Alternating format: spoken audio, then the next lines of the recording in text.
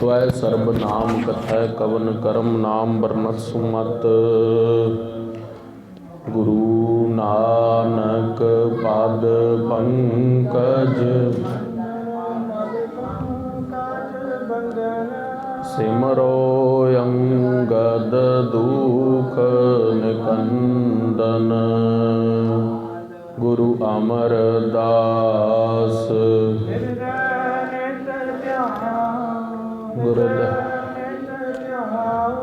श्री गुरु रामदास गुण गुरु अर्जुन विघ्नन के नाशक विघ्नन।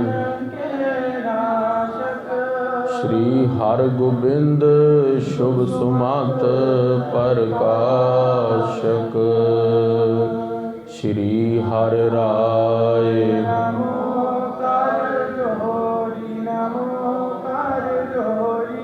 श्री हर कृष्ण मनाओ बहोरी। गुर तेग बहादुर परम कृपाला। श्री गुरु गोबिंद सिंह विसाला। तरो तरा तार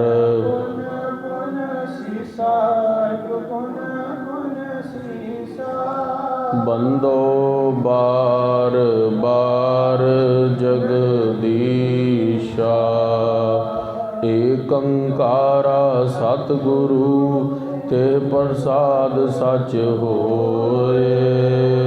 वाहिगुरु जी की फतेह विघ्न विनाशन सोए। गुर का शब्द कमाए जिन जीते पंच विकार। तिन संतन को बंदना सिर चरणन पर तार। कहाँ बुद्ध प्रभ तुच्छ हमारी। वर्ण सकै महिमा जो तिहारी। हम ना सकत कर सिवत तुम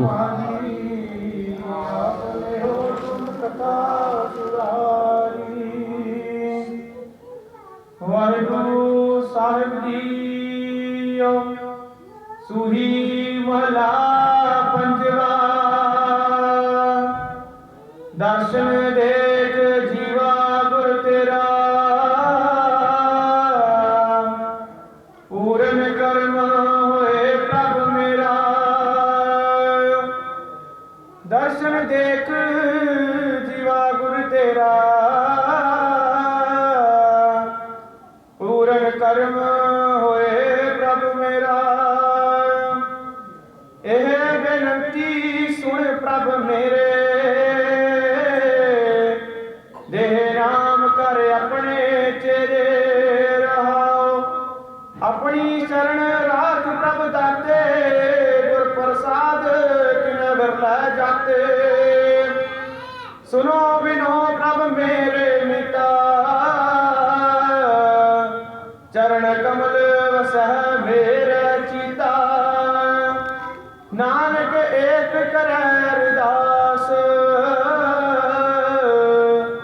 विसर नाही पूरन गुणतास। नानक एक करे अरदास। विसर नाही पूरन गुणतास। वाहिगुरु जी का खालसा वाहिगुरु जी की फतेह। धन धन धन श्री गुरु ग्रंथ साहिब महाराज जी दे हजूर जुड़ मिल बैठी गुरु का खास रूप गुरु खालसा साध संगत जी। जिनके भाग वड्डे हैं भाई। तिन साधु संग मुख जुरे। सच्चे पातशाह धन गुरु नानक देव महाराज जगत गुरु कोट ब्रह्मंडा दे साईं पातशाह ਸ਼੍ਰੀ ਗੁਰੂ ਨਾਨਕ ਦੇਵ ਮਹਾਰਾਜ ਜੀ ਦੇ 551ਵੇਂ ਪ੍ਰਕਾਸ਼ ਗੁਰਪੁਰਬ ਦੇ ਪ੍ਰਥਾਏ ਅੱਜ ਸਮੂਹ ਸਾਧ ਸੰਗਤ ਮਹਾਰਾਜ ਜੀ ਦੇ ਪਾਵਨ ਪਵਿੱਤਰ ਗੁਰਪੁਰਬ 'ਤੇ ਸਤਿਗੁਰੂ ਪਾਤਸ਼ਾਹ ਮਹਾਰਾਜ ਜੀ ਨੂੰ ਆਪਣੀ ਸ਼ਰਧਾ ਦੇ ਫੁੱਲ ਭੇਟ ਕਰਨ ਸੱਚਖੰਡ ਸਥਾਨ ਗੁਰਦੁਆਰਾ ਪ੍ਰੀਤਨਗਰ ਸਾਹਿਬ ਸਤਸੰਗ ਦੇ ਅੰਦਰ ਸੁਭਾਏਮਾਨ ਹੈ। ਸ਼੍ਰੀ ਗੁਰੂ ਨਾਨਕ ਦੇਵ ਮਹਾਰਾਜ ਇੱਕ ਧਰਤੀ 'ਤੇ ਐਸੇ ਰਹਿਬਰ ਹੋਏ ਨੇ ਜਿਨ੍ਹਾਂ ਨੇ ਹਿੰਦੂ ਮੁਸਲਮਾਨ ਕੋਈ ਵੀ ਧਰਮ ਦਾ ਵਿਅਕਤੀ ਹੈ ਉਸ ਨੂੰ ਉਸ ਦੀ ਧਰਮ ਜਾਤੀ ਦੇ ਨਹੀਂ ਮਾਨਵਤਾ ਦਾ ਹੋ ਕੇ ਉਪਦੇਸ਼ ਦਿੱਤਾ ਹੈ। ਗੁਰੂ ਨਾਨਕ ਦੇਵ ਮਹਾਰਾਜ ਨੇ ਕਿਸੇ ਨਾਲ ਵੀ ਕੋਈ ਵੈਰ ਵਿਰੋਧ ਨਹੀਂ ਕੀਤਾ। ਸਾਰਿਆਂ ਨੂੰ ਆਪਣੀ ਗਲਵੱਕੜੀ ਦੇ ਅੰਦਰ ਲੈ ਕੇ ਆਪਣੇ ਗਲ ਦੇ ਅੰਦਰ ਲੈ ਕੇ ਸਤਿਗੁਰੂ ਮਹਾਰਾਜ ਨੇ ਗਲ ਨਾਲ ਲਾ ਕੇ ਆਪਣਾ ਉਪਦੇਸ਼ ਗੁਰਸਿੱਖੀ ਦਾ ਕਿਰਤ ਕਰੋ, ਨਾਮ ਜਪੋ ਤੇ ਵੰਡ ਕੇ ਛਕੋ ਦਾ ਸਿਧਾਂਤ ਗੁਰਦੇਵ ਨੇ ਦਿੱਤਾ ਹੈ। ਸ਼੍ਰੀ ਗੁਰੂ ਨਾਨਕ ਦੇਵ ਮਹਾਰਾਜ ਤੋਂ ਪਹਿਲਾਂ ਧਰਤੀ ਦੇ ਉੱਤੇ ਬਹੁਤ ਜ਼ਿਆਦਾ ਵਿਸ਼ੇ ਵਿਕਾਰ ਤੇ ਪਾਪ ਵੱਧ ਗਿਆ ਸੀ। ਭਾਈ ਗੁਰਦਾਸ ਜੀ ਨੇ ਆਪਣੀ ਵਾਰ 'ਚ ਲਿਖਿਆ, ਕੱਲ ਮਲ ਹੋਈ ਮੇਦਨੀ, ਜਿਹੜੀ ਧਰਤੀ ਸੀਗੀ ਉਸ ਦੇ ਉੱਤੇ ਇੰਨਾ ਪਾਪ ਵੱਧ ਗਿਆ ਸੀ, ਇੰਨਾ ਪਾਪ ਵੱਧ ਗਿਆ ਸੀ ਬਈ ਜਿਹੜੇ ਲੋਕ ਇੱਕ ਦੂਸਰੇ ਦਾ ਪਰਾਇਆ ਹੱਕ ਤੇ ਪਰਾਏ ਰੂਪ ਦੇ ਉੱਤੇ ਡੁੱਲ ਪਏ ਸੀ। ਗੁਰੂ ਨਾਨਕ ਦੇਵ ਮਹਾਰਾਜ ਨੂੰ ਧਰਤੀ ਨੇ ਪੁਕਾਰ ਕੀਤੀ, ਮਹਾਰਾਜ ਮੇਰੇ ਉੱਤੇ ਪਾਪਾਂ ਦਾ ਬਹੁਤ ਭਾਰ ਹੋ ਗਿਆ, ਪਰਮੇਸ਼ਵਰ ਤੁਸੀਂ ਧਰਤੀ 'ਤੇ ਆਪ ਅਵਤਾਰ ਧਾਰੋ। ਗੁਰੂ ਨਾਨਕ ਦੇਵ ਮਹਾਰਾਜ ਨੇ ਕੱਤਕ ਦੀ ਪੂਰਨਮਾਸ਼ੀ ਵਾਲੇ ਦਿਨ, ਅੱਜ ਵਾਲੇ ਦਿਨ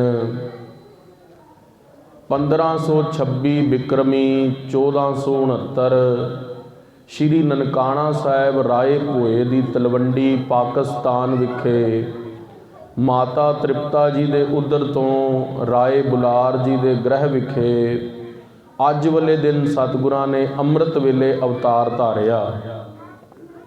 ਤੇ ਜਦੋਂ ਗੁਰਦੇਵ ਦਾ ਅਵਤਾਰ ਹੋਇਆ ਤਦੋਂ ਜਿਹੜੀ ਦੌਲਤਾ ਦਾਈ ਸੀਗੀ ਉਸਨੇ ਆ ਕੇ ਮਹਿਤਾ ਕਲਿਆਣ ਦਾਸ ਜੀ ਨੂੰ ਇੱਕ ਗੱਲ ਕਹੀ, ਕਿਹਾ ਮਹਿਤਾ ਜੀ, ਕਲਿਆਣ ਦਾਸ ਜੀ, ਅਸੀਂ ਬਹੁਤ ਹੀ ਪੁੱਤਰਾਂ ਨੂੰ, ਆਵਾਜ਼ ਘੱਟ ਕਰ ਦਿਓ ਥੋੜ੍ਹੀ, ਬੜੇ ਹੀ ਪੁੱਤਰਾਂ ਦੀ ਸੇਵਾ ਕੀਤੀ ਹੈ, ਬੜੀ ਮਾਤਾਵਾਂ ਨੂੰ ਪੀੜਾ ਤੋਂ ਰਹਿਤ ਕੀਤਾ ਹੈ, ਪਰ ਜੋ ਅੱਜ ਬਾਲਕ ਦਾ ਜਨਮ ਹੋਇਆ ਹੈ ਇਸ ਬਾਲਕ ਦੇ ਜਨਮ ਵੇਲੇ ਇਹ ਬੱਚਾ ਰੋਇਆ ਨਹੀਂ ਤੇ ਨਾ ਹੀ ਮਾਤਾ ਤ੍ਰਿਪਤਾ ਨੂੰ ਕੋਈ ਪੀੜਾ ਹੋਈ ਹੈ।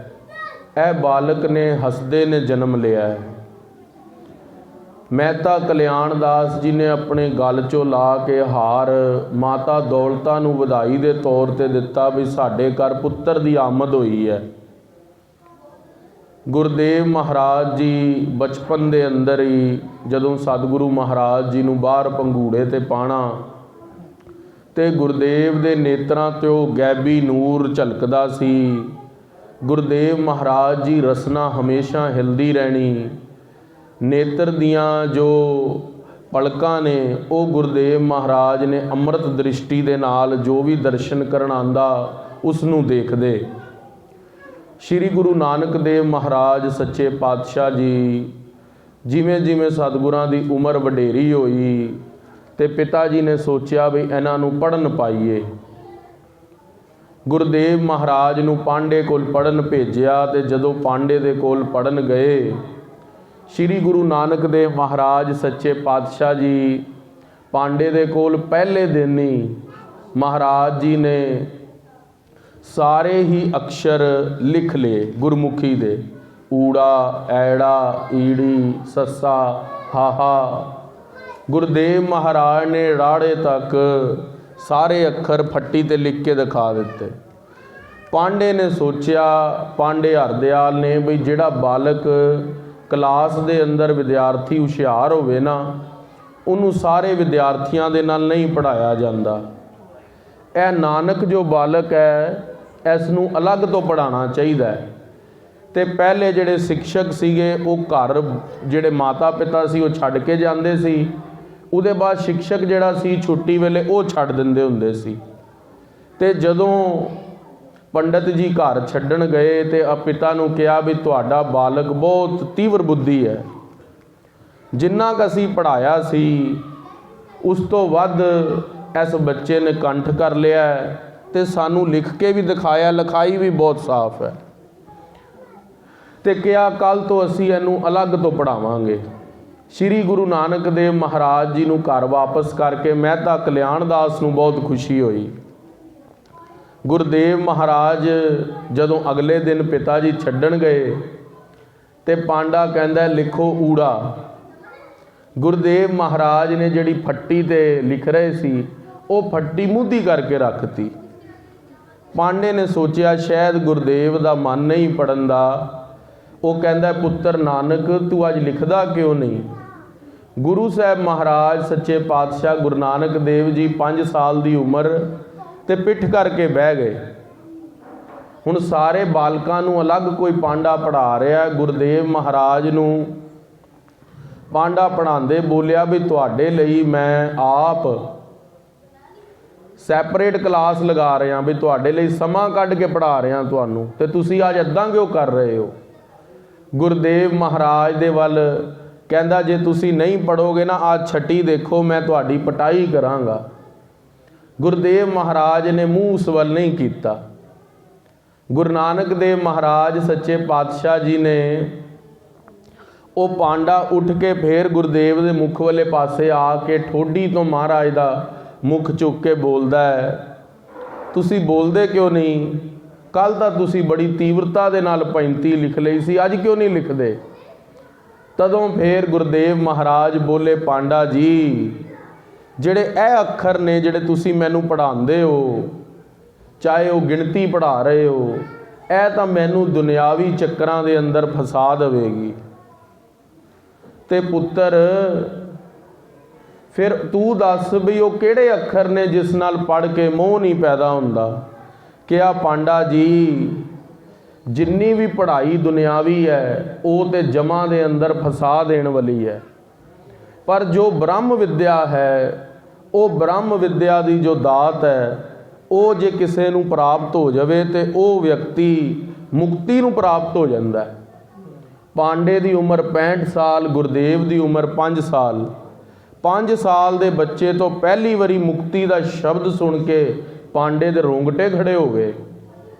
ਪਾਂਡੇ ਨੇ ਕਿਹਾ ਬਈ ਮੈਂ ਤਾਂ ਅੱਜ ਤੱਕ ਵਿਦਿਆ ਪੜ੍ਹਾਉਣ ਦੇ ਅੰਦਰ ਹੀ ਜ਼ਿੰਦਗੀ ਬਤੀਤ ਕਰ ਦਿੱਤੀ, ਆਪਣੀ ਮੁਕਤੀ ਦਾ ਵੀ ਯਤਨ ਨਾ ਕੀਤਾ। ਇਹ ਕਿਹੜਾ ਬਾਲਕ ਆ ਗਿਆ ਜਿਹਨੇ ਮੈਨੂੰ ਮੁਕਤੀ ਸ਼ਬਦ ਦੱਸਿਆ? ਜਦੋਂ ਇੰਨੀ ਗੱਲ ਹੋਈ ਤਾਂ ਪਾਂਡੇ ਨੇ ਗੁਰਦੇਵ ਮਹਾਰਾਜ ਸੱਚੇ ਪਾਤਸ਼ਾਹ ਨੂੰ ਕਿਹਾ ਅੱਛਾ ਫਿਰ ਤੁਸੀਂ ਦੱਸੋ ਕਿ ਕਿਸ ਤਰੀਕੇ ਦੇ ਨਾਲ ਮੁਕਤੀ ਹੋ ਸਕਦੀ ਹੈ? ਫਿਰ ਗੁਰਦੇਵ ਮਹਾਰਾਜ ਨੇ ਸ਼ਬਦ ਉਚਾਰਨ ਕੀਤਾ ਜਾਲ ਮੋਹ ਘਸ ਮਸ ਕਰ ਮਤ ਕਾਗਦ ਕਰ ਸਾਰ। ਗੁਰਦੇਵ ਮਹਾਰਾਜ ਕਹਿੰਦੇ ਮੋਹ ਨੂੰ ਜਲਾ ਦੇ, ਮਸ ਬਣਾ ਦੇ, ਮਤ ਕਾਗਦ ਕਰ ਸਾਰ। ਗੁਰਦੇਵ ਕਹਿੰਦੇ ਆਪਣੀ ਮਤ ਨੂੰ ਨਾ ਕਾਗਦ ਬਣਾ ਕੇ ਉਸ ਤੇ ਪ੍ਰਭੂ ਦਾ ਨਾਮ ਲਿਖ ਨਾਮ ਸਲਾਹ ਲਿਖ ਤੇ ਉਸ ਦੇ ਵਾਹਿਗੁਰੂ ਦਾ ਨਾਮ ਲਿਖ ਕੇ ਤੇ ਵਾਹਿਗੁਰੂ ਦੇ ਨਾਮ ਦੇ ਅੰਦਰ ਹੀ ਸਲਾਹੁਣਾ ਕਰ। ਪੰਡਤ ਇੰਨੀ ਗੱਲ ਸੁਣ ਕੇ ਸਤਬਦ ਰਹਿ ਗਿਆ ਵੀ ਅੱਜ ਤੱਕ ਕਿਸੇ ਨੇ ਵੀ ਮੈਨੂੰ ਉਪਦੇਸ਼ ਨਹੀਂ ਕੀਤਾ, ਪੂਰੀ ਨਨਕਾਣੇ ਦੀ ਧਰਤੀ ਦੇ ਉੱਤੇ ਮੇਰੇ ਤੋਂ ਵੱਡਾ ਵਿਦਵਾਨ ਨਹੀਂ, ਪਰ ਇਸ ਬੱਚੇ ਨੇ ਤਾਂ ਮੈਨੂੰ ਵੀ ਉਪਦੇਸ਼ ਕਰ ਦਿੱਤਾ ਹੈ। ਗੁਰੂ ਨਾਨਕ ਦੇਵ ਮਹਾਰਾਜ ਦੇ ਚਰਨਾਂ ਤੇ ਮੱਥਾ ਟੇਕਦਾ 5 ਸਾਲ ਦੇ ਬਾਲਕ ਦੇ ਅੱਗੇ ਤੇ ਜਾ ਕੇ ਪਿਤਾ ਨੂੰ ਬਸਤਾ ਤੇ ਕਿਤਾਬਾਂ ਸਪੁਰਦ ਕਰ ਦਿੰਦਾ। ਕਹਿੰਦੇ ਤੁਹਾਡਾ ਬਾਲਕ ਧਰਤੀ ਤੇ ਲੋਕਾਂ ਨੂੰ ਪੜ੍ਹਾਉਣ ਆਇਆ ਹੈ, ਪੜ੍ਹਨ ਨਹੀਂ ਆਇਆ। ਸੱਚੇ ਪਾਤਸ਼ਾਹ ਗੁਰੂ ਨਾਨਕ ਦੇਵ ਮਹਾਰਾਜ ਦੇ ਬਾਰੇ ਜਦੋਂ ਪਿਤਾ ਜੀ ਨੇ ਗੱਲ ਸੁਣੀ ਤੇ ਉਹ ਪੁੱਤਰ ਨੂੰ ਝਿੜਕਦੇ ਨੇ, ਕਹਿੰਦੇ ਤੂੰ ਕਿਤੇ ਆਪਣੇ ਮਾਸਟਰ ਨੂੰ ਪੰਡਤ ਜੀ ਨੂੰ ਕੁਝ ਤੰਗ ਤਾਂ ਨਹੀਂ ਕੀਤਾ ਕਿ ਉਹ ਰੁੱਸ ਕੇ ਤੈਨੂੰ ਘਰ ਛੱਡ ਕੇ ਆ ਗਏ ਨੇ, ਛੇਤੀ ਹੋ ਵੀ। ਅੱਗੋਂ ਪਾਂਡਾ ਬੋਲਦਾ ਹੈ, ਕਹਿੰਦੇ ਨਹੀਂ ਮਹਿਤਾ ਜੀ जो तुहाडे बालक दे मत्थे दे लेख ने, तुहाडे बालक दे अंदर जो ज्ञान है वो कोई सधारण बच्चों वाला ज्ञान नहीं। यह पूरी धरती का रटन करेगा, पूरी धरती ते उपदेश देवेगा निर्वैरता का। मेहता कल्याण दास जी उदास हो गए, दुनियावी पिता सीगे। बिरती जड़ी सीगी उन्होंने कहा भी शायद मेरे पुत्र नूं ए पढ़ाण दे अंदर मेरे पुत्र ने कोई शरारत करी होवे या रुचि नहीं लै रहे। अगले दिन मुलाणे कोल छड्डण जांदे ने, बई तुसी फारसी पढ़ाओ, आखना करो सतनाम। ते जदों मुलाणे कोल पढ़ाण गए ते महाराज ने पंडित नूं तां दूजा दिन लाया सी, जदों मुलाणे कोल फारसी पढ़न गए अलफ बे चे हे, महाराज ने मुलाणे नूं चौथे अखर दे रोक दिता। कहंदे मुलाणा जी मैनू ऐ दसो कि दरगाह दे अंदर बांह कौन फड़दा है। गुरुदेव महाराज दे बचन सुन के 5 साल दा बालक 70 साल दा मुलाणा, उसनूं जदों महाराज ने पूछया कि दरगाह दे अंदर बांह कौन फड़दा है, मुलाणा चुप। क्या मैनू नहीं पता दरगाह च बांह कौन फड़दा है। कहंदा पर इस धरती दे उत्ते मेरे रिश्तेदार बहुत ने मेरी मदद करन दे लई।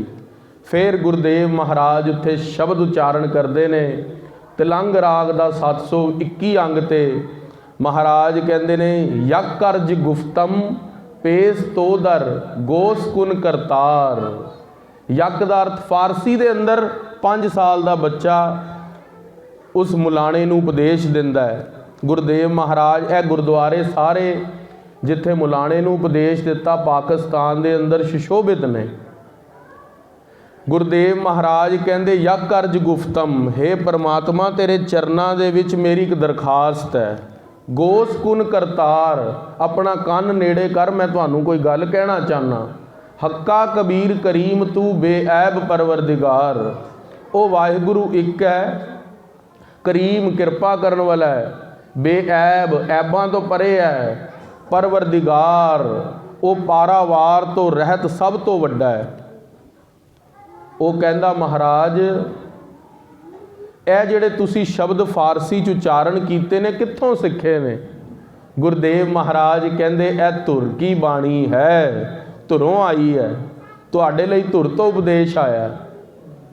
क्या महाराज तुसी मैनू पुछया सी भी अगे कौन सहायक होवेगा, ते मैं कहा सी दुनिया दे अंदर मेरा माता पिता भैन भरा घर वाली सहायक ने, वो भी मेरा उत्तर दवो। महाराज कहंदे जन पिसर पदर बिरादरा कस नेस दस्तंगीर, आखिर बेअफ्तम कस ना दारद चूं शवद तकबीर। बई अखीरले वेले जन पिसर पदर बिरादरा, जन कहते ने घर वाली नूं, पिसर भरा प्यो कोई भी सहायक नहीं होवेगा। जन पिसर पदर बिरादरा कस नेस दस्तंगीर, दस्तंगीर कहते ने बाह फड़न वाले नूं, कहते किसे ने भी बाह नहीं फड़नी। आखिर बेअफ्तम कस ना दारद चूं शवद तकबीर, अखीरले वेले उस वाहिगुरु अकाल पुरख तो बिना किसे ने भी तेरी सहायता नहीं करनी। ते महाराज नूं कहंदा महाराज मेरा जीवन तां बच्चियां नूं पढ़ाउण च निकल रहा है। महाराज कहंदे सब रोज़ गस्तम दर हवा कर देम बदी ख्याल, गाहे न नीकी कार करदम मम ई चीनी अहवाल। कहंदे दिन रात विषय विकारां दे अंदर जिंदगी बतीत हो रही है। सब रोज़ गस्तम दर हवा कर देम बदी ख्याल, भैड़े ख्याल आंदे ने। गाहे ना नीकी, कोई नीकी उच्ची कार नहीं करता। गाहे ना नीकी कार करदम मम ई चीनी अहवाल, ए मेरी हालत है। ते महाराज हुण असी करिए की फिर। महाराज अखीरली पंक्ति कहंदे बदबख्त हम चू बखील गाफल बेनज़र बेबाक, नानक बुगोयद चन तुरां तेरे चाकरां पा खाक। तू अकाल पुरख वाहिगुरु दे चरणां दी खाक होके रह जा। गुरुदेव महाराज गुरु नानक देव महाराज नूं मौलवी भी मत्था टेक के लंघ गया। कहंदा मेहता कल्याण दास तेरा पुत्र धरती दे उत्ते कोई बहुत वड्डा धर्म का प्रचार करन आया है। वो धरती दे उत्ते साडे तो पढ़न नहीं आया, यह तो सानू पढ़ाउण लई आया है। ਫਿਰ ਉਹਨਾਂ ਦੇ ਪਿਤਾ ਜੀ ਨੇ ਉਹਨਾਂ ਨੂੰ ਕਿਹਾ ਵੀ ਜੇ ਪੜ੍ਹਾਈ 'ਚ ਨਹੀਂ ਚਿੱਤ ਲੱਗਦਾ ਤੇ ਮਈਆਂ ਦੇ ਦਿੱਤੀਆਂ ਚਾਰਨ ਨੂੰ, ਬਈ ਮਈਆਂ ਚਾਰੋ ਜਾ ਕੇ। ਜਦੋਂ ਗੁਰਦੇਵ ਸੱਚੇ ਪਾਤਸ਼ਾਹ ਮਹਾਰਾਜ ਨੂੰ ਮਈਆਂ ਦੇ ਦਿੱਤੀਆਂ, ਫਿਰ ਤੁਸੀਂ ਸਾਰੇ ਇਤਿਹਾਸ ਤੋਂ ਜਾਣੂ ਹੋ, ਗੁਰਦੇਵ ਮਹਾਰਾਜ ਦੀਆਂ ਜਿਹੜੀਆਂ ਮਈਆਂ ਸੀਗੀਆਂ ਉਹ ਨਾਲ ਦੇ ਖੇਤ ਨੂੰ ਚਰ ਆਈਆਂ। ਪਰ ਸੱਚੇ ਪਾਤਸ਼ਾਹ ਮਹਾਰਾਜ ਗੁਰੂ ਨਾਨਕ ਦੇਵ ਜੀ ਦਾ ਜਦੋਂ ਰਾਏ ਬੁਲਾਰ ਕੋਲ ਸ਼ਿਕਾਇਤ ਪਹੁੰਚੀ, ਆ ਕੇ ਦੇਖਿਆ ਤੇ ਉਹ ਖੇਤ ਉਸ ਤੋਂ ਵੀ ਜ਼ਿਆਦਾ ਹਰਾ ਭਰਾ। ਗੁਰਦੇਵ ਮਹਾਰਾਜ ਦਾ ਸੋਚਿਆ ਬਈ ਮਈਆਂ ਚਾਰਨ 'ਚ ਵੀ ਨਹੀਂ ਮਨ ਲੱਗਦਾ। ਰਾਏ ਬੁਲਾਰ ਗੁਰਦੇਵ ਮਹਾਰਾਜ ਦਾ ਸ਼ਰਧਾਲੂ ਹੋ ਗਿਆ। ਕਦੋਂ ਤੋਂ? ਜਦੋਂ ਇੱਕ ਦਿਨ ਦੇਖਿਆ ਇੱਕ ਸਰਪ ਕਾਲਾ ਨਾਗ ਗੁਰੂ ਨਾਨਕ ਦੇਵ ਮਹਾਰਾਜ ਦੇ ਸੀਸ ਦੇ ਉੱਤੇ ਛਾਂ ਕਰ ਰਿਹਾ ਸੀ ਤੇ ਉਹਨੇ ਜਾਣ ਲਿਆ ਕਿ ਇਹ ਵਿਸ਼ਨੂੰ ਭਗਵਾਨ ਜਿਸ ਤਰ੍ਹਾਂ ਸਰਪ ਦੀ ਛਈਆ ਦੇ ਉੱਤੇ ਨੇ ਤੇ ਉਹਨਾਂ ਦੇ ਉੱਤੇ ਸਰਪ ਛਾਂ ਕਰਦਾ ਸ਼ੇਸ਼ ਨਾਗ, ਉਸੇ ਤਰ੍ਹਾਂ ਗੁਰੂ ਨਾਨਕ ਸਾਹਿਬ ਮਹਾਰਾਜ ਵੀ ਕੋਈ ਅਵਤਾਰ ਨੇ। ਕਿਉਂਕਿ ਭੱਟਾਂ ਨੇ ਆਪਣੇ ਸਵਈਆਂ ਦੇ ਅੰਦਰ ਲਿਖਿਆ, ਸਤਜੁਗ ਤੈ ਮਾਣਿਓ ਛਲਿਓ ਬਲ ਬਾਵਨ ਭਾਇਓ। ਸਤਜੁਗ ਦੇ ਅੰਦਰ ਬਲੀ ਰਾਜਾ ਸੀਗਾ, ਉਹਨੇ ਵੀ ਮਹਾਰਾਜ ਗੁਰੂ ਨਾਨਕ ਸਾਹਿਬ ਤੁਹਾਡਾ ਜਸ ਗਾਇਆ। ਤ੍ਰੇਤੇ ਤੈ ਮਾਣਿਓ ਰਾਮ ਰਗਵੰਸ ਕਹਾਇਓ। ਤ੍ਰੇਤੇ ਦੇ ਅਵਤਾਰ 14 ਕਲਾ ਭਗਵਾਨ ਰਾਮ ਜੀ, ਉਹ ਵੀ ਮਹਾਰਾਜ ਜੀ ਤੁਹਾਡੀ ਤਰ੍ਹਾਂ ਹੀ ਲੀਲਾ ਪੁਰਸ਼ੋਤਮ ਹੋਏ ਨੇ। ਤ੍ਰੇਤੇ ਤੈ ਮਾਣਿਓ ਰਾਮ ਰਗਵੰਸ ਕਹਾਇਓ। ਦੁਆਪਰ ਕ੍ਰਿਸ਼ਨ ਮੁਰਾਰ ਕੰਸ ਕਿਰਥਾਰਥ ਕੀਓ। ਤੇ ਦੁਆਪਰ ਦਾ ਕ੍ਰਿਸ਼ਨ ਜਿਹੜੇ ਸੀਗੇ ਅਵਤਾਰ, ਉਹਨਾਂ ਨੇ ਵੀ ਕ੍ਰਿਸ਼ਨ ਨੂੰ ਕੰਸ ਨੂੰ ਕੇਸਾਂ ਤੋਂ ਪਕੜ ਕੇ ਮਾਰ ਦਿੱਤਾ ਸੀ। ਉਗਰ ਸੈਨ ਕੋ ਰਾਜ ਅਭੈ ਭਗਤੈ ਜਨ ਦੀਓ। ਆਪਣੇ ਨਾਨੇ ਨੂੰ ਰਾਜ ਦਿੱਤਾ, ਆਪਣੇ ਨਾਨੇ ਉਗਰਸੈਨ ਜੀ ਨੂੰ ਭਗਵਾਨ ਕ੍ਰਿਸ਼ਨ ਨੇ ਰਾਜ ਦਿੱਤਾ। ਕਲਯੁਗ ਪ੍ਰਮਾਣ, ਕਲਯੁਗ ਦੇ ਅੰਦਰ ਨਾਨਕ ਗੁਰ ਅੰਗਦ ਅਮਰ ਕਹਾਇਓ। ਤੇ ਕਲਯੁਗ ਦੇ ਅੰਦਰ ਗੁਰੂ ਨਾਨਕ ਦੇਵ ਮਹਾਰਾਜ ਜੀ ਕੋਲ ਸਿੱਕਾ ਆਇਆ ਰਾਜ ਦਾ। ਮਾਰਿਆ ਸਿੱਕਾ ਪੰਥ ਵਿੱਚ, ਨਾਨਕ ਨਿਰਮਲ ਪੰਥ ਚਲਾਇਆ।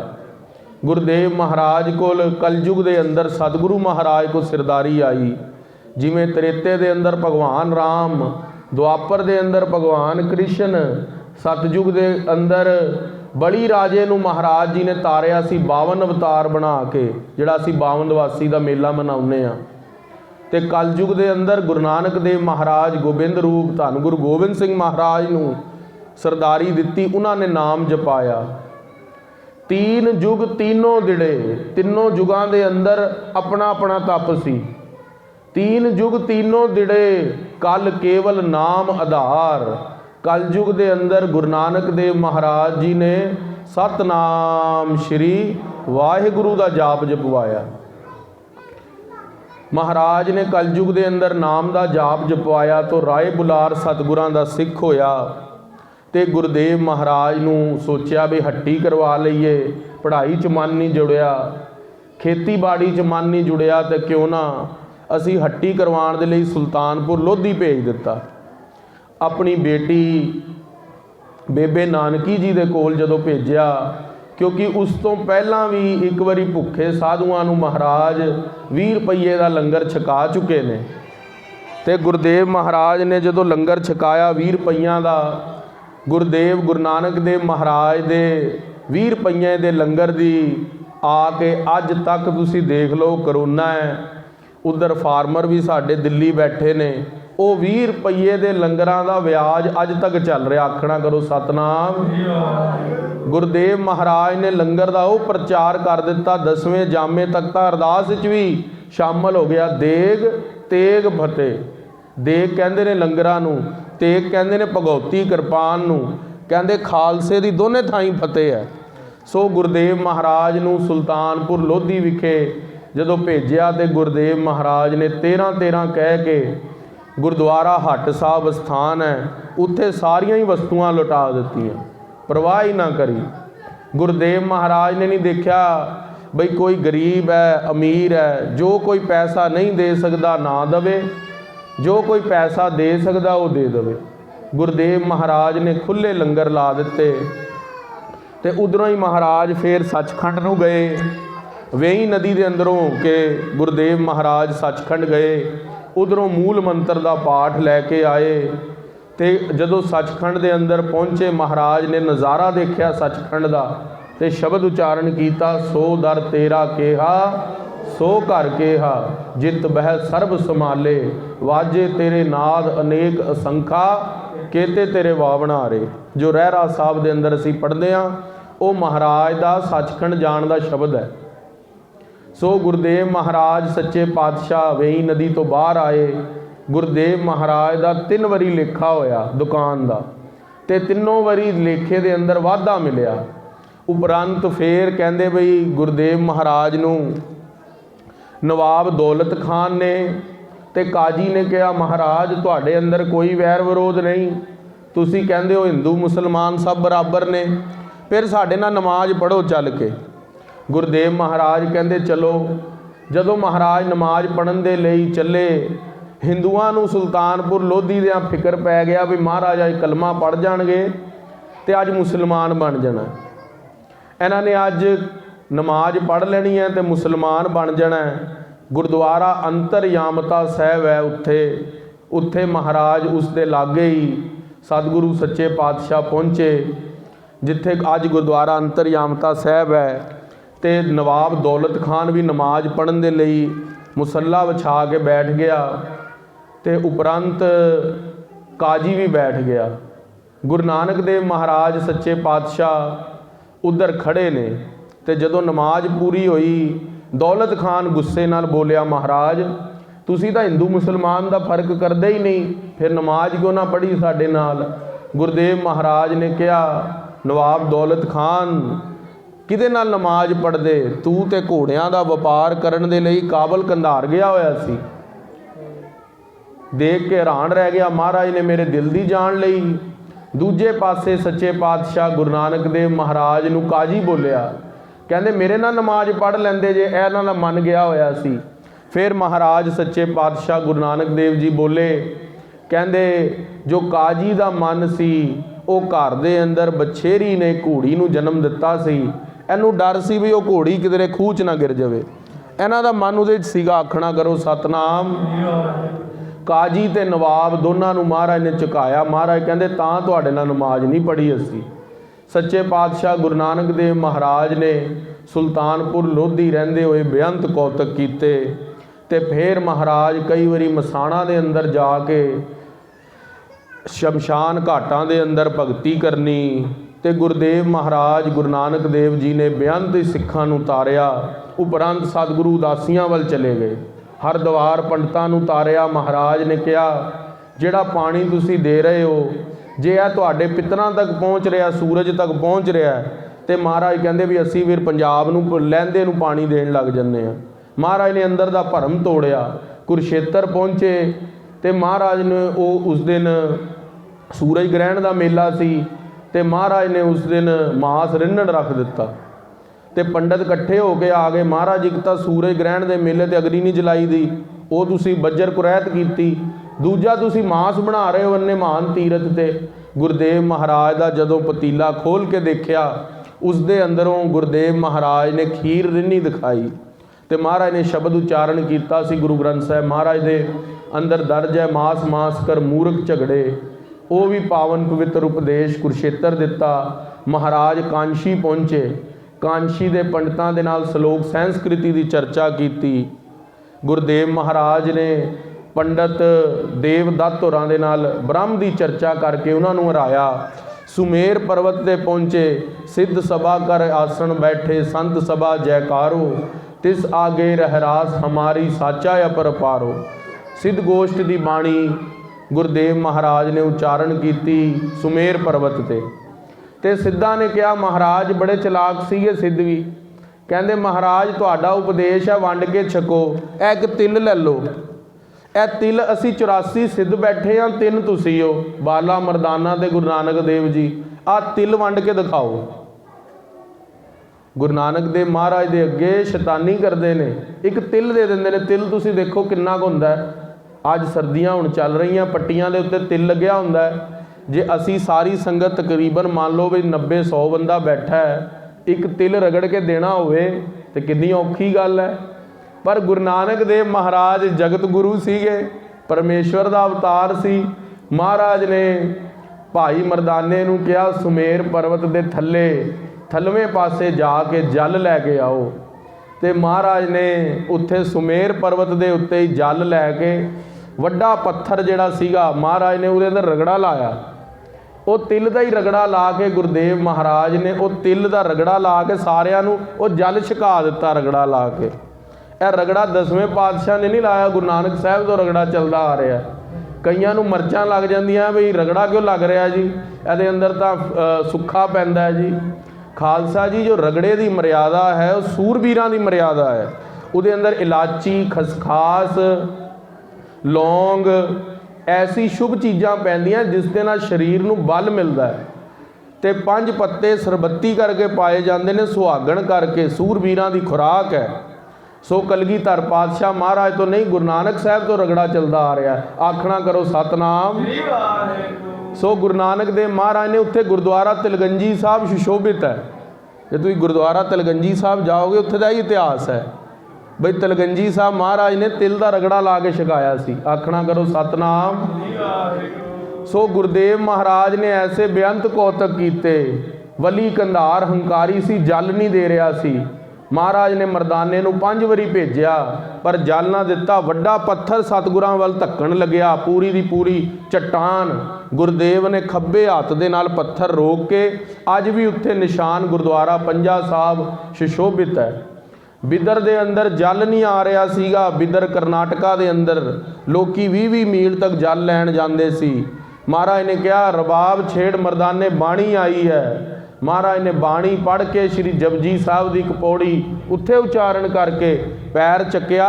गुरुद्वारा नानक झीरा साहब अज तक धरती के अंदरों जल आंदा। आखना करो सतनाम। गुरुदेव महाराज सच्चे पातशाह बेअंत तीर्थां ते गए, उत्थे दे लोकां नूं सही राह दे उत्ते पाया। गुरुदेव महाराज जगन्नाथपुरी आरती उच्चारण की। सच्चे पातशाह महाराज जदों जगन्नाथपुरी ते गए लोकी भरमे होए सीगे भी किहड़ी आरती कर रहे सी। गुरुदेव महाराज ने निरंकार की आरती दे नाल जोड़िया। दक्षिण देश के अंदर महाराज गए, उत्थे दे लोकां नूं महाराज ने ओंकार दे नाल जोड़िया। दक्षिणी ओंकार की बाणी भी गुरु ग्रंथ साहिब विच दर्ज है। जिथे ओंकारेश्वर मंदिर है उहदे लागे ही महाराज ने दक्षिणी ओंकार की पावन पवित्र बाणी उच्चारण की। होर भी बेअंत सतगुरां दे कोतक ने एक जी नाल कथे नहीं जा सकते। सच्चे पातशाह महाराज का माता सुलखणी जी दे नाल आनंद कारज होया। उन्हां तो 2 महाबली पुत्र पैदा होए, बाबा श्री चंद जी जिन्हां तो उदासी संप्रदा चली, जेड़े साडे गुरुद्वारियां दी सेवा संभाल करते हैं। तो दूसरी संप्रदा जिहड़ी निर्मल संप्रदा है वह गुरुद्वारियां दे अंदर पोथियां लिखा के गुरु ग्रंथ साहब महाराज दे कल्ले कल्ले पिंड जाके लोगों को जपजी साहब कंठ कराना, गुरबाणी कंठ करानी, वो निर्मल संप्रदाय है। अज कोई भगवें वस्त्र पा के तुसी देख लो गुरुद्वारे दे अंदर वो RSS का बंदा नहीं है। जो केसाधारी है खालसा जी वो तुहाडी अपनी संप्रदाय जो 10वें पातशाह ने पौंटा साहब तो राम सिंह गंडा सिंह इत्यादि 5 सिंघां नूं बनारस विद्या पढ़न भेजिया सी, वो निर्मल संप्रदाय बनी। वो पंडितां ने कहा भी तुस तो किरपानां पाईआं, सानू डर आंदा तुहाडे तो भी किरपानां ला के आओ तां विद्या पढ़ावांगे। तो कलगीधर पातशाह को पौंटा साहब वापस आ गए निर्मले 5, गंडा सिंह राम सिंह श्याम सिंह सारे सिंह वापस आ गए। कहा महाराज वो किरपान लाण नूं कहंदे ने।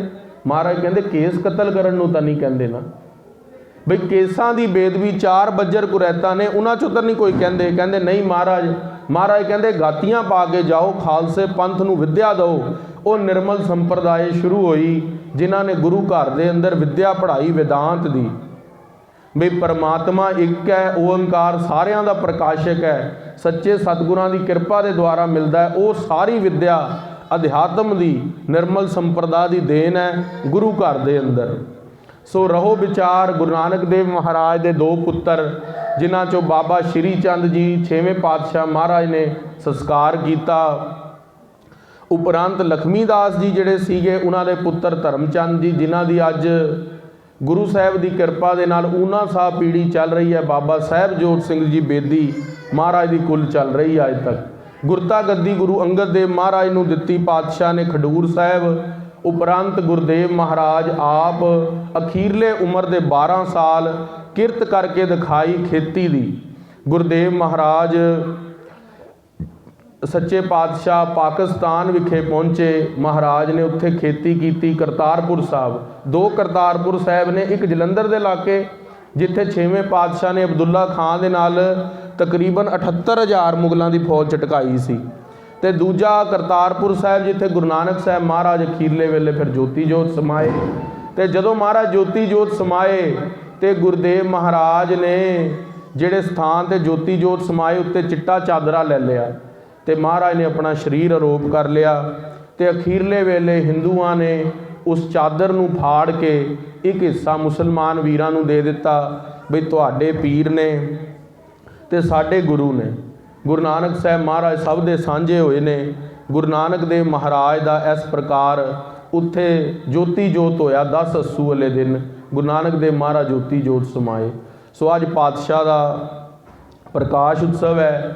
ਗੁਰਦੇਵ ਮਹਾਰਾਜ ਦੇ ਅੱਜ ਦੇ ਆਮਦ ਦੇ ਦਿਨ ਤੇ ਪ੍ਰਕਾਸ਼ ਉਤਸਵ ਦੇ ਸਾਰੀ ਸੰਗਤ ਜਿੰਨੀ ਆਈ ਹੈ ਸਾਰਿਆਂ ਨੂੰ ਵਧਾਈ ਹੋਵੇ। ਤੇ ਹੁਣ ਬੇਨਤੀ ਹੈ ਸਿਰਫ 5 ਮਿੰਟ ਲਈ ਬੱਚਿਆਂ ਨੂੰ, ਸਾਰੇ ਬੱਚੇ ਜਿਹੜੇ ਵੀ ਨੇ ਜਿਨ੍ਹਾਂ ਨੂੰ ਅਸੀਂ ਕੁਐਸਚਨ ਆਨਸਰ ਪੁੱਛਦੇ ਹਾਂ ਉਹ ਸਾਰੇ ਬੱਚੇ ਇੱਧਰ ਅੱਗੇ ਆ ਜਾਣ। ਜਿੰਨੇ ਵੀ ਬੈਠੇ ਨੇ ਬੱਚੇ ਜਿਨ੍ਹਾਂ ਨੇ ਕੁਐਸਚਨ ਆਨਸਰ ਦੇਣੇ ਨੇ ਉਹਨਾਂ ਸਾਰਿਆਂ ਨੂੰ ਪ੍ਰਾਈਜ਼ਿਸ ਵੀ ਦੇਣੇ ਨੇ, ਕਿਉਂਕਿ ਇਹ ਬੱਚੇ ਬਹੁਤ ਮਿਹਨਤ ਕਰਦੇ ਨੇ।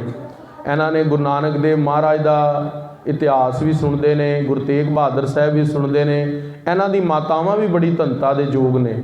ਇਹਨਾਂ ਦੀਆਂ ਮਾਤਾਵਾਂ ਜਿਹੜੀ ਮਿਹਨਤ ਕਰਕੇ ਘਰ ਦੀ ਕਿਰਤ ਵੀ ਕਰਦੀਆਂ ਉਹ ਸਾਡੀ ਮਾਤਾਵਾਂ, ਤੇ ਉਹਦੇ ਬਾਅਦ ਬੱਚਿਆਂ ਨੂੰ ਸਿੱਖੀ ਨਾਲ ਵੀ ਜੋੜ ਰਹੀਆਂ ਨੇ। ਸੋ ਗੁਰੂ ਨਾਨਕ ਦੇਵ ਜੀ ਦੀ ਸਾਰੀ ਫੁਲਵਾੜੀ ਹੈ। ਅੱਜ ਬੜੀ ਖੁਸ਼ੀ ਹੁੰਦੀ ਹੈ ਬੱਚਿਆਂ ਨੂੰ ਦੇਖ ਕੇ। ਰਵਿੰਦਰ ਭੈਣ ਜੀ ਹੋਰਾਂ ਨੂੰ ਬੇਨਤੀ ਹੈ ਕਿ ਤੁਸੀਂ ਅੱਗੇ ਆ ਜਾਓ, ਗਗਨੀਤ ਕੌਰ, ਭਿੰਦਰ ਕੌਰ ਜੀ ਅੱਗੇ ਆ ਜਾਓ, ਤੇ ਤੁਸੀਂ ਇਹਨਾਂ ਨੂੰ ਸਾਰੇ ਸਵਾਲ ਬੱਚਿਆਂ ਨੂੰ ਜੋ ਪੁੱਛਦੇ ਹੈ ਇਹਨਾਂ ਦਾ 5 ਮਿੰਟ ਬੱਚਿਆਂ ਤੋਂ ਸਵਾਲ ਪੁੱਛਣੇ ਨੇ। ਸੰਗਤ ਨੂੰ ਬੇਨਤੀ ਹੈ 5 ਮਿੰਟ ਦਰਬਾਰ 'ਚ ਹੋਰ ਸਜੋ। ਸਵਾਲ ਤੋਂ ਬਾਅਦ ਫਿਰ ਅਸੀਂ ਸਮਾਪਤੀ ਕਰਾਂਗੇ ਤੇ ਸਾਰਿਆਂ ਨੇ ਪ੍ਰਸ਼ਾਦ ਛਕ ਕੇ ਜਾਣਾ। ਜਾਣ ਦੀ ਕਾਹਲੀ ਨਹੀਂ ਕਰਨੀ, ਕਿਉਂਕਿ ਇਹ ਜਿਹੜੇ ਬੱਚੇ ਨੇ ਨਾ ਇਹਨਾਂ ਨੂੰ ਮੋਟੀਵੇਸ਼ਨ ਤੁਸੀਂ ਸਾਰਿਆਂ ਨੇ ਦੇਣੀ ਹੈ। ਤੁਹਾਡੀ ਮੋਟੀਵੇਸ਼ਨ ਦੇ ਨਾਲ ਹੀ ਇਹ ਬੱਚਿਆਂ ਨੇ ਅੱਗੇ ਵਧਣਾ। ਜੇ ਤੁਸੀਂ